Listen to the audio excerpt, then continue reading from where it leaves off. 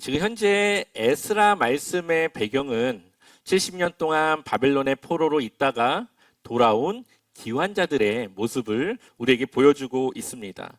이들의 현재의 모습은 이스라엘이라고 하는 나라를 잃었고, 또한 그들은 성전을 잃었고, 성전이 없으니까 하나님 앞에 예배조차 제대로 드릴 수 없는 그러한 모습을 가지고 있습니다. 성전을 잃었고 예배를 잃었다라고 하는 것은 하나님과의 관계가 어쩌면 끊겼다는 것이고, 그들의 입장에서는 하나님이 이제 더 이상 자신들을 함께하지 않는, 하나님께서 이제 그들을 버린 것 같은 그러한 현실적인 막막함, 암울함에 있는 그러한 상태였습니다. 그러나 오늘 이 에스라의 말씀을 보면 하나님은 그들이 포로로 가기 전부터, 포로로 있을 때와 그들이 돌아오는 모든 과정 속에 하나님이 그 모든 것을 주관하셨음을 우리에게 보여주고, 또한 에스라는 이때 당시 사람들에게 그것을 심어주고 있습니다. 이들의 무너졌던 그러한 모습을 다시 세우게 하시는 것은 하나님이 하시는 것이고, 또한 그러한 모습 속에서 그들이 다시 하나님의 백성다운 모습을 회복할 수 있도록 그렇게 하나님이 이끄시는 것을 우리에게 보여주고 있습니다.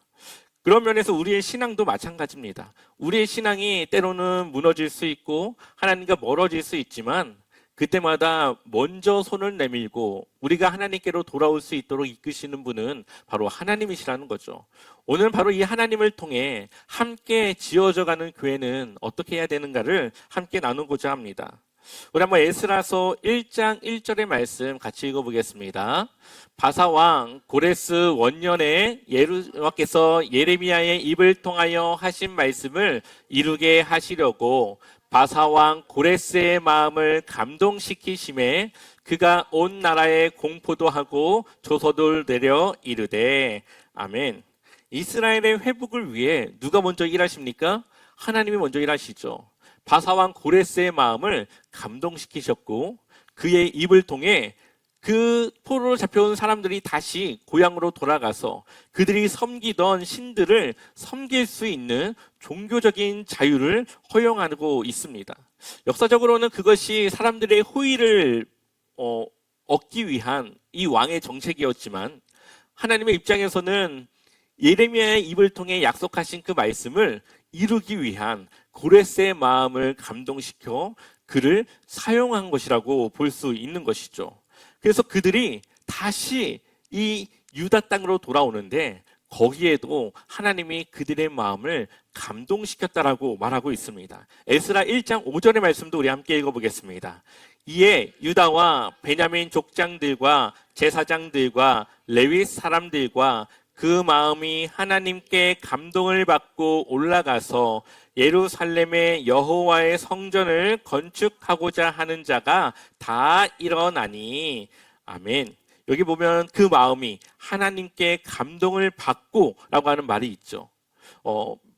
지난주에 말씀드렸다시피 대부분의 사람들은 이제는 바벨론이 편하고 그곳이 그들의 터가 되었고 다시 유다로 돌아가고 싶지 않았습니다. 그러한 사람들 중에서도 하나님의 마음의 감동을 받아 돌아가서 그 성전을 다시 짓고자 하는 사람들이 있었다는 거죠. 그리고 그들의 마음 또한 하나님께서 감동을 주셨고 그들의 마음을 움직였습니다. 그러니 고레스의 왕을 통해 하신 말도 다시 유다로 돌아가서 성전을 짓고자 하는 그들의 마음도 모두 하나님께서 이끌었다는 것을 보여주고 있죠. 그래서 백성들의 마음을 일으켰고 성전 건축을 허락하시고 여러 가지 방해 속에서도 그들을 지켜주시는 그 하나님의 모습을 볼 수가 있습니다. 우리 삶에 혹은 우리 신앙의 첫걸음은 내가 먼저가 아니라 하나님이 먼저 우리를 이끌어 가시는 겁니다. 성전을 짓는 것은 사람들의 손으로 짓지만 그것을 완성하는 것은 하나님의 손이 함께 하심으로 그것을 지을 수 있는 것이죠. 이 에스라서의 말씀은 이전에 나왔던 말씀들과 차이가 있습니다. 무슨 차이가 있을까요? 우리가 이 사무엘이라고 하면은 사무엘 상이라고 하면 누구를 중심으로 하는 말씀이죠? 사울 왕에 대한 이 중심의 내용입니다. 사무엘 하는 다윗 왕을 중심으로 하는 내용이에요. 이전의 내용들을 보면 각 성경마다 중심 인물이 있고 그 중심 인물을 중심으로 성경의 말씀이 기록이 되어져 있습니다. 그런데 이 에스라서부터 나오는 기환 이후에 나오는 말씀들을 보면 이 핵심적인 주도적인 인물은 나오지만 그 사람을 중심으로 이야기가 진행되진 않습니다. 이것은 우리에게 아주 중요한 메시지를 주고 있는 겁니다. 그 이전에 그들의 이 성정과 신앙은 누군가 한 사람의 강력한 리더와 그 사람의 그 신앙으로 이끌어 갔다면 다시 그들을 무너뜨리고 회복하시는 하나님이 세우시는 새로운 이 이스라엘의 공동체는 한 사람을 통한 공동체가 아니라 그들 모두를 통한 하나님의 공동체를 세우고자 한다라는 것을 우리에게 보여주고 있는 것이죠. 그래서 성전을 주도한 것은 수룹바벨이지만 에스라서를 잘 보면 수룹바벨이라고 하는 이름이 사실 몇 번 나오지가 않습니다. 수룹바벨이 중심이 아닌 거죠.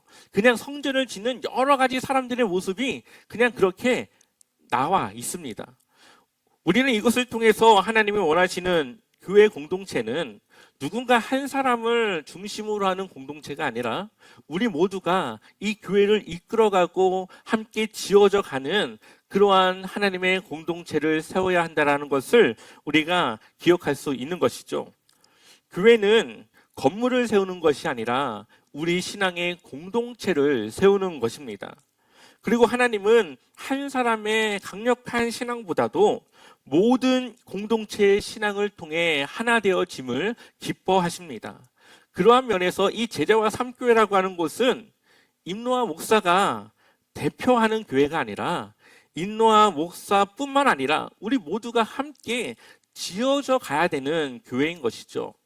물론 이 건물을 관리하고 책임지는 것은 저에게 있지만 함께 교회로서 세워가야 하는 그것에는 우리가 모두 함께 지어져 가야 되고 함께 세워져 가야 한다는 겁니다. 그러니 여러분들 한 사람 한 사람이 사실 제자와 삼교회가 되는 거예요. 모여서 우리가 예배를 드리지만 흩어졌을 때는 여러분들이 있는 그곳에 제자와 삼교회로서 여러분들이 함께 그곳에서 사역을 하는 겁니다. 그러니 여러분들의 신앙과 사람들에게 보이는 그 모습이 곧 우리 제자와 삼교회에 대한 이미지이고 그 사람들에게 이 교회는 어떤 교회인지를 보여주는 그러한 각자가 우리가 바로 그 교회의 얼굴됨이라는 것을 우리는 기억해야 되는 것이죠. 특별히 에스라서 2장을 보면 아마 여러분들이 큐티를 하면서 좀 어려웠을 텐데 이 기환자들 명단이 쭉 나와 있습니다. 항상 이 성경에서 이 사람들의 이름이 나오는 족보라던가 이 명단은 참 이해하기가 힘든 부분이죠.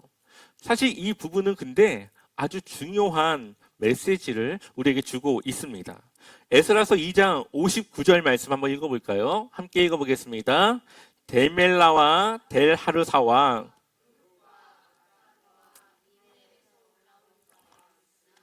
그들의 조상의 가문과 이스라엘에 속하였는지 밝힐 수 없었더라. 아멘. 이 기환자들의 이 명단을 보면 두 부류로 나뉠 수가 있습니다. 그 전에 나왔던 명단은 이전에 이 유다 땅에 살았던 사람들의 그 조상들의 명단을 통해 이 사람은 여기 가문에 속했고 여기 지파 사람이고 이게 확인된 사람들이에요. 근데 지금 우리가 읽었던 59절에 있는 이 사람들은 그것이 밝혀지지 않은 이 사람들이 스스로는 유다 사람이라고 하지만 그들의 가문과 이 조상과 이 대를 찾을 수 없는 그 사람들로 지금 분류가 되어져 있습니다. 또한 2장 62절도 한번 읽어보겠습니다. 이 사람들은 계보 중에서 자기 이름을 찾아도 얻지 못하므로 그들을 부정하게 여겨 제사장의 직분을 행하지 못하게 하고. 아멘. 제사장인데 확인되지 않으니까 그를 부정하게 받고 제사장의 직무를 하지 못하게 합니다. 여기서는 단순히 확인된 자와 확인되지 않은 자로 표현을 하고 있지만 이것의 의미는 하나님의 백성된 자와 백성되지 않은 자를 분류하고 있는 겁니다. 그래서 하나님의 일을 할 수 있는 자와 하나님의 일을 할 수 없는 자로 분류하고 있는 것이죠. 늘 이 신앙 공동체 안에는 두 부류의 사람들이 있습니다. 하나님의 나라로서 살아가는 하나님의 백성이 있는가 하면 아직 그 발길을 넘을까 말까 고민하며 그 앞에 서성이는 그러한 사람들도 있다라는 거죠. 하나님의 백성이 되는 것과 그것을 되지 않는 것 사이에서 고민하는 사람들이 있습니다. 아마 여기에도 그러한 두 부류의 사람들로 나뉠 수 있을 겁니다. 그것이 누구인지 저는 알 수 없지만 각자의 마음과 생각에는 아마 그러한 생각을 가지고 있을 겁니다. 그러나 우리가 걱정하지 말아야 될 것은 이 명단이 확인되지 않았다고 그들을 내쫓는 것이 아니라 그들이 확인이 될 때까지 기다리고 있다라는 거죠.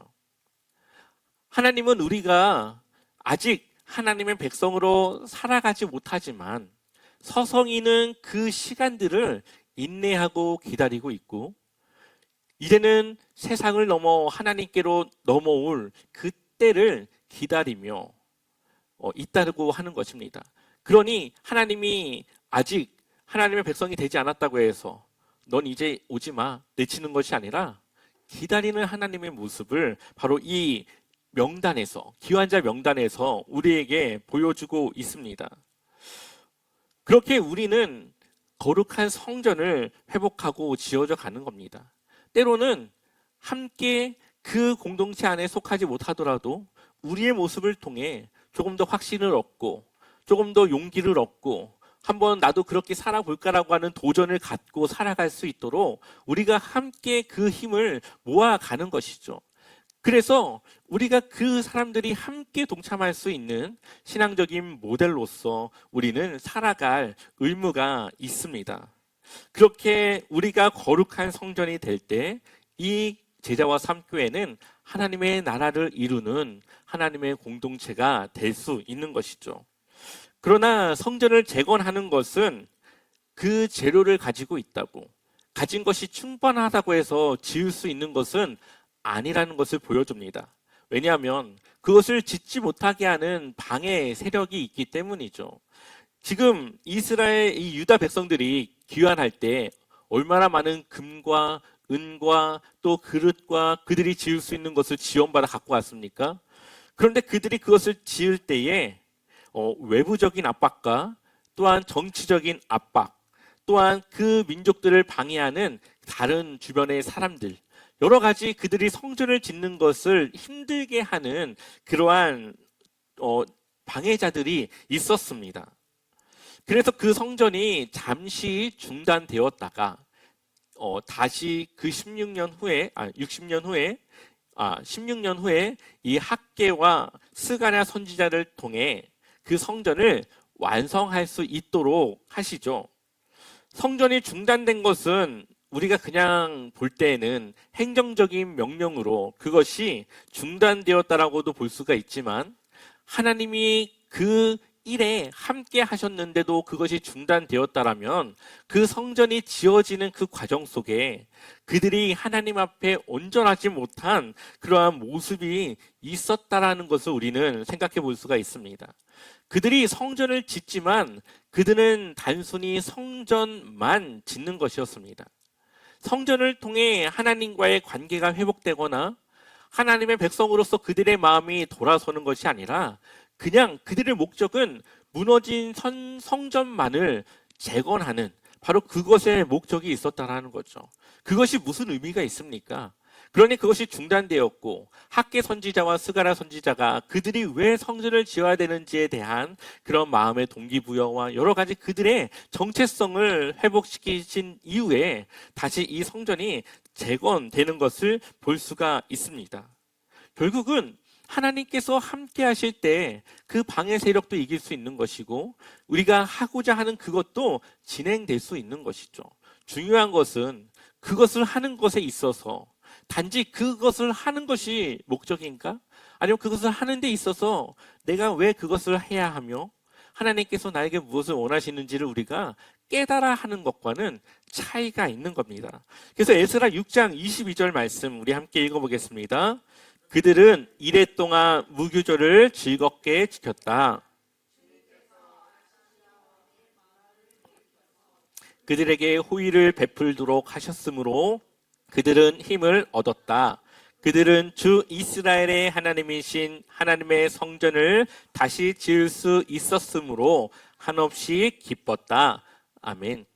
이들이 다시 시작하면서 끊겼던 유월절을 지키기 시작합니다. 그리고 무교절을 지키고 그리고 하나님께서 그들에게 다시 성전을 지을 수 있도록 허락하신 것에 대한 기쁨을 누리며 그들이 성전을 이제 다 짓게 되는 것이죠. 바로 이것이 하나님을 중심으로 함께 지어져 가야 되는 교회가 돼야 됨을 보여주고 있는 겁니다. 우리의 공동체가 단지 사람들의 마음만을 모으는 공동체가 아니라 그 중심에는 바로 예수 그리스도가 있어야만 한다는 거죠. 오늘 우리 성전, 우리 교회는 어떨까요? 여러분의 삶은 거룩한 성전된 삶을 살아가고 있습니까? 우리 제자와 삼교회도 하나님이 세우신 공동체입니다. 지금도 하나님은 여전히 우리 모두를 통해 함께 지어져 가는 제자와 삼교회를 세워가고 계십니다.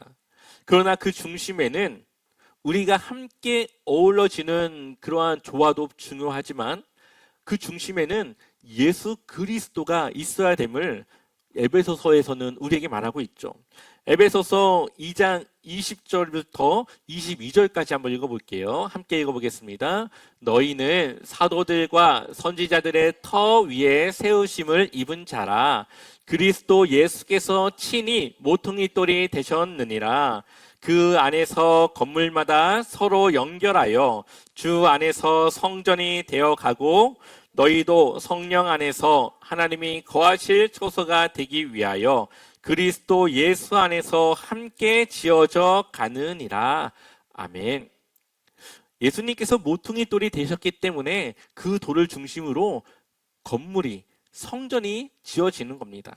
우리 제자와 삼교회에 예수 그리스도의 그 말씀이 그분의 뜻이 온전히 이루어지는 그 중심을 우리가 같이 나눌 때 그럴 때 우리는 한 사람 한 사람의 달란트와 재능과 헌신과 봉사를 통해 교회가 세워져 가는 것이죠. 그러니 여러분들의 삶에 예수 그리스도를 중심으로 하는 삶이 있어야 되고 그 사람들이 모인 우리 제자와 삼교회가 그렇게 함께 지어져 가는 교회가 될 수 있는 것입니다.